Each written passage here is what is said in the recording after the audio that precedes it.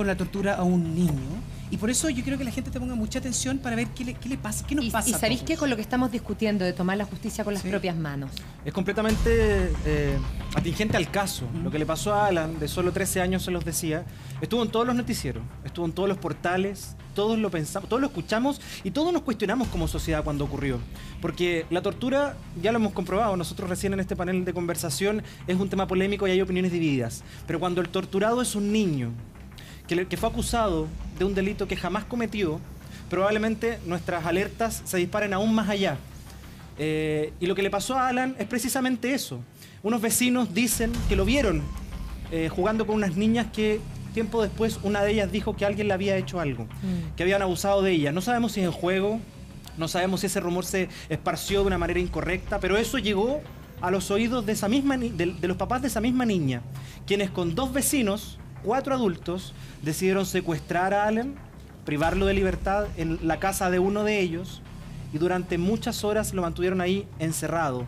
En ese entonces nosotros contábamos así la historia, pero lo que le pasó a Alan sin duda es algo que marca un precedente en términos de tortura y también cuando la infancia se ve involucrada en casos como este. Esta es la historia de Alan. Él es Alan, un niño de 13 años que se convirtió en el protagonista de una macabra historia en Temuco cuando se supo que había sido torturado hasta la muerte por una violación que nunca cometió. La desgarradora historia de Alan, el niño de 13 años, torturado y asesinado en Temuco. Alan Matías Peña Aguilera no tuvo una vida fácil. Desde muy pequeño fue violentado y por dicho escenario familiar debió ser internado en recintos del Sename. Varias veces escapó y sobrevivía vendiendo calendarios en la calle, con frío, con hambre y muchas veces sin siquiera tener dónde dormir. A ese entorno se le suma que desde muy pequeño le fue diagnosticado una especie de autismo que después se convirtió en trastorno bipolar. Le costaba comunicarse con el resto, verdaderamente tenía su propio mundo, muy desconectado de la realidad.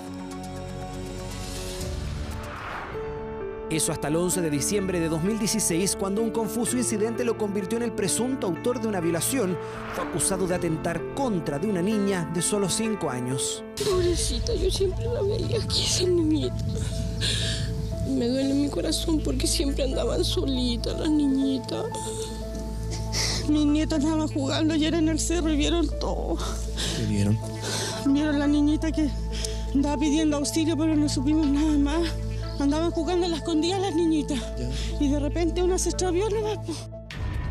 La teoría inicial dictaba que en ese momento Alan habría abusado de una niña, aprovechándose de un bosque cercano y la frondosidad que los escondió durante varios minutos. Y el chico se acercó a decirle que quería jugar a la escondida con ella sola. Y el hombre se llevó a mi sobrinita en unos matorrales y la dejó. Y mi sobrinita para ella escapar se cayó por un barranco que tiene todos los brazos ramillados, moretones, porque el hombre igual la golpeó.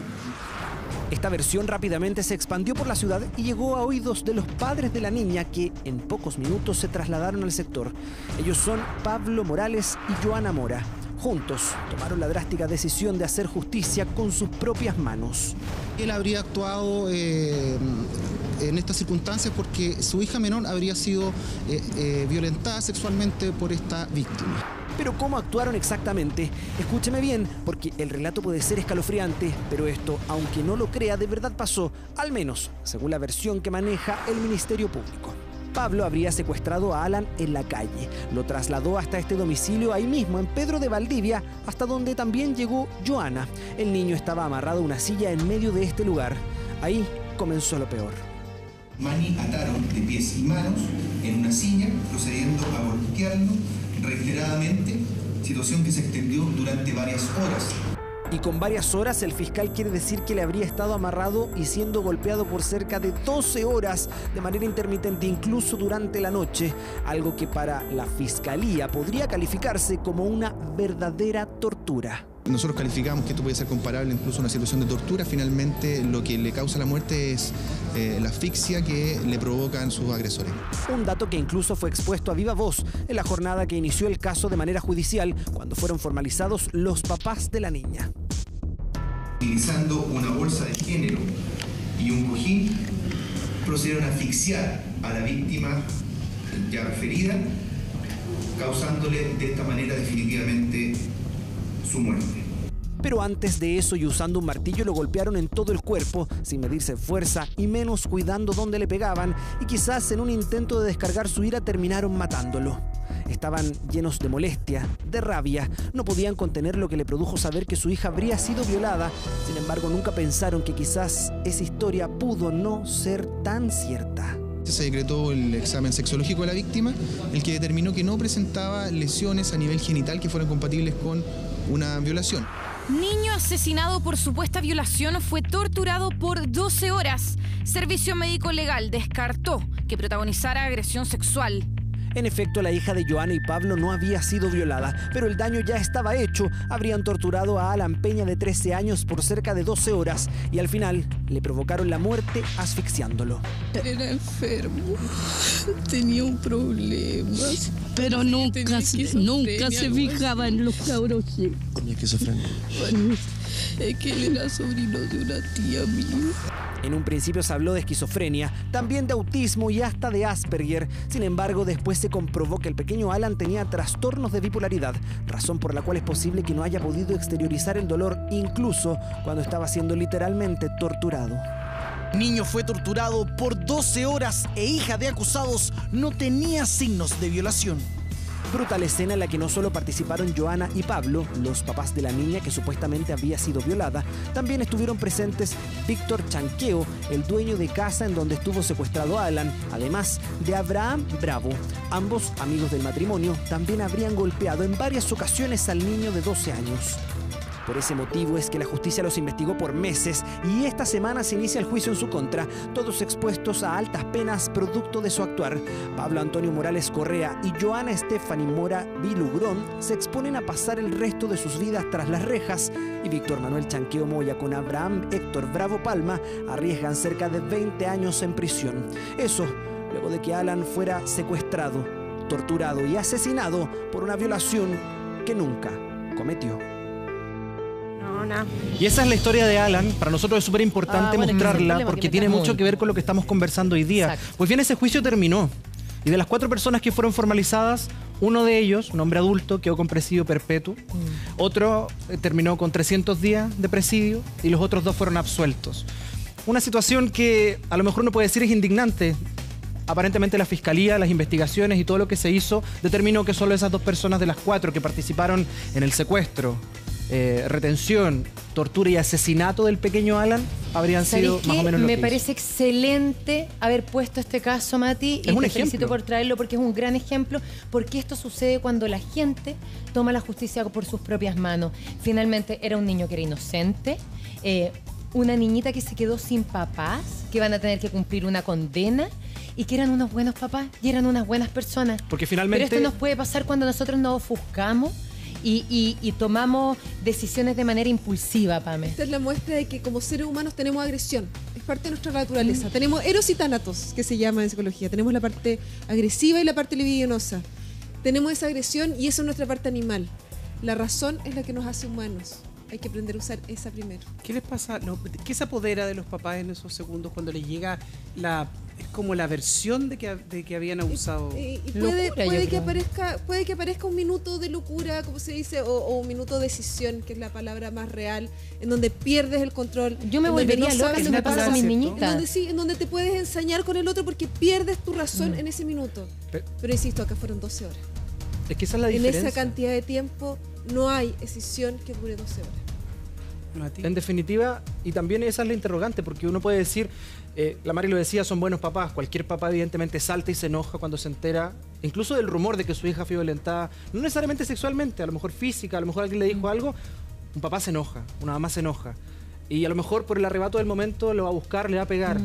Pero ese arrebato de 12 horas en que lo golpearon con martillo, no es un arrebato. Ya no es un arrebato, ¿verdad? Ya no es una decisión, ya no es una pérdida del juicio de realidad. Acá ya, cuando ya son 12 horas, ya hay un ensañamiento, ya entra la razón, claro. Ya hay alevosía, sí. ya se pierde este argumento de que podría llegar a ser. Y papás que decían en el colegio, porque entrevistaban también a los profesores, a la directora del colegio, y decían, eran papás preocupados. Los 2 venían siempre a las reuniones de colegio, la niñita llegaba impecable, siempre bien peinada, muy bien cuidada por sus papás. que la adoraban, o sea, que era una familia que se quería y que quiso tomar la justicia por sus propias manos y se volvió loca en ese minuto. Y eso es, y se pierde la capacidad, la humanización, se pierde la razón, se puede llegar a cosas increíbles, porque asumámoslo, tenemos agresión adentro. La sociedad nos controla, la necesitamos, las normas nos hacen bien, no son y algo esa niña, cuando necesitaba ahora más que nunca después buscarle al culpable y necesitaba apoyo de sus papás para salir adelante lo brutal que le pasó, y ese hombre tenía que estar... Espérate, al final no va a tener nunca más a sus papás porque van a presos para siempre. Exacto. Sí, y esos papás que eran tan buenos papás ya no tienen ninguna capacidad de cuidar a esa niña. ¿Por qué? Porque no pudieron controlar su instinto agresivo. Porque de hecho, un punto fundamental es el respeto a los derechos humanos. Pero también creo que en esa búsqueda de la justicia por las propias manos, me imagino que no se logra. O sea, por más que uno jure y sienta y crea que torturando a una persona me voy a sentir mejor porque logré, entre comillas, justicia, tampoco se logra. Entonces es pérdida por todas partes, en términos sociales, en términos personales, y es algo que uno no puede aceptar. ¿Saben por qué existía la ley del talión antiguamente? Cuéntanos. Para evitar la escalada. El ojo por ojo. No era porque era para evitar la escalada, era la única forma para que había para frenarlo, para que por último la agresión fuera al mismo nivel y no siguiera aumentando. Y después evolucionamos aún más como sociedad y llegamos a las leyes que tenemos ahora. No retrocedamos, ese es el tema. Yo creo que aquí con lo que hay que quedarse de la historia de Alan, porque pasó, ya ocurrió. Y si algo podemos hacer con casos como este es al menos sacar algún aprendizaje, al menos llevarnos algo de lo horroroso que pasó a Alan durante 12 horas y quedarnos con una lección como papás, quedarnos con una lección como sociedad, como seres humanos, respecto de qué tantos derechos, que no los tenemos, por cierto, tenemos de vulnerar la vida de otra persona en un momento de ira. Acá en este caso también pasó algo terrible, que hubo un prejuicio, porque era un niño del Sename. Entonces era un niño del Sename que llegó a vivir donde estaba esta niñita y estos papás, y inmediatamente cuando ellos creo que estaban durmiendo una siesta, si mal no recuerdo, y llega la niñita de juzgar y había estado con este niñito, inmediatamente ellos se pasaron el rollo y dijeron, mi hija fue abusada. Claro, porque de hecho se empezó a correr, no fueron solo los papás los que cayeron en esa discriminación, fue una especie de discriminación colectiva, todos los vecinos, comenzó a correr el rumor, el papá estaba durmiendo, pero la mamá estaba trabajando. Y rápidamente se enteran ambos, llegan hasta ahí y toman esa decisión. Hay una alevosía porque primero se ponen de acuerdo para, oye, vamos a hacer algo. Fue una reacción. Claro, porque vamos a hacer algo y lo vamos a raptar. Después lo llevan a una casa, lo amarran, lo encierran, lo encapuchan. Pero hay solo ellos dos, porque si hubiesen tenido... Pero es colectivo, Pame, porque si todos pensaban y le decían, dale, está bien lo que estáis haciendo. Sí, el colectivo hace perder la individualidad. El colectivo aumenta los niveles de agresión en las personas, nos volvemos más manada, nos volvemos más animales. Entonces, probablemente lo que uno esperaría decir, hay tanta gente como uno no pensó, no, entran en el mismo spin, entran en esta misma pérdida. No hubo nadie que le dijera estás mal, no lo hagas. Y eso hace que todos sean culpables. Porque si uno de ellos probablemente hubiera entrado en razón, a lo mejor hubiera podido controlar la situación. Pero cuando eso no pasa, nosotros nos incentivamos, nos aumentamos, las personas tenemos una neurona que se llama neurona de espejo, que hacen que si yo veo una emoción en el otro, la siento. Por eso es cuando el otro se pone a llorar y me dan ganas de llorar. Lo mismo pasa con la agresión, lo mismo pasa con el enojo. ¿Sabes, Pame? Es un buen momento viene el fin de semana, para que los papás que nos están viendo puedan hablar estos temas con sus hijos, cómo enfrentan temas como la tortura, cómo tomar la justicia por sus propias manos, por ejemplo. Es ideal que socialicemos a los niños desde chicos, y eso parte desde la casa. Yo lo decía hace un rato, parte desde que si el niñito en el colegio te pega, tú no le pegas de vuelta, lo acusas, buscas una autoridad. Parte desde que le enseñas, porque tú no vas a golpear a tu hijo. Partamos por eso, porque todavía hay gente que justifica golpear a un niño en nuestro país. Porque no tenemos la capacidad de agredir al otro, porque eso nos hace menos personas, así de simple. Pero había un cambio, ¿no, Pame? En términos de la educación, porque la clásica, si te pegan, tú pégale de vuelta. Yo creo que ha habido un cambio de switch. Yo espero que sí. Yo espero que cada vez sea menos masivo, que cada vez estemos más socializados, que cada vez estemos más evolucionados como sociedad. Por eso que me asusta tanto, como asusta a Nacho, como asusta a María Luisa, sé que te asusta a ti, cuando vemos que la gente avala la tortura, por ejemplo. Por eso que decimos, pucha, creemos que hemos avanzado y después aparecen cosas como esta que nos hacen cuestionarnos qué tanto hemos avanzado. Claro, que lo que pasa es que yo creo que este puede ser el germen, la génesis de algo mucho peor, de un desorden total, de teorías de exterminio que se han vivido a lo largo de la historia. Entonces, eso es lo que decía yo. Peligroso. Es un paso hacia eso. Claro, que estás diciendo. corriendo la barrera. Pero finalmente es retroceder. Claro. Es retroceder y no haber aprendido de los horrores que hemos vivido en nuestro país y en el mundo. En nuestro país, lo hemos visto en otros países, porque no solamente pasa en Chile, pasa en todas partes. Cuando, por ejemplo, hay un desastre natural, se pierde el control de las leyes, se pierde el orden. Hay saqueos, por ejemplo, empieza una ley en donde no hay ley. Y eso puede pasarnos, porque nosotros necesitamos, así como nadie se cuestionaría si una mamá tiene que ponerle normas a un niño, si uno tiene que ponerle normas a un adolescente para convivir dentro de una casa. Bueno, la sociedad es como una gran casa, necesitamos normas. Sí, claro. Matías, ¿qué te pasó a ti con lo que he escuchado sobre lo personal? Lo que pasa es que, bueno, cuando estuvimos contando la historia, reporteándola, escuchando todos los testimonios, es inevitable que uno se sienta un poco responsable como socialmente, como parte de esta sociedad, como empatizando con los protagonistas de esta historia, con a lo mejor si este niño hubiera tenido papás, ¿cómo estarían pasándolo los papás que se enteran de esto? Y me gustaría preguntarte, Pamela, porque de pronto he sabido que hay algunas personas que tienen algunas inclinaciones más a la violencia y otras cosas, pero ¿cómo uno se controla? Porque es justificativo a lo mejor uno decir, oye, tengo mucha rabia, pero ¿cómo lo evito? A ver, en lo personal siempre tratar de pensar primero, pero para todos, yo creo que yo iría un poquito más a lo social. Lo único que es predictor, que es un factor protector ante una situación como esta, ante los trastornos emocionales, ante la falta de control emocional, es la educación. A mayor educación, yo tengo más herramientas para controlarme, tengo más lenguaje, tengo más corteza prefrontal, tengo más desarrollado este lóbulo en donde yo me puedo manejar.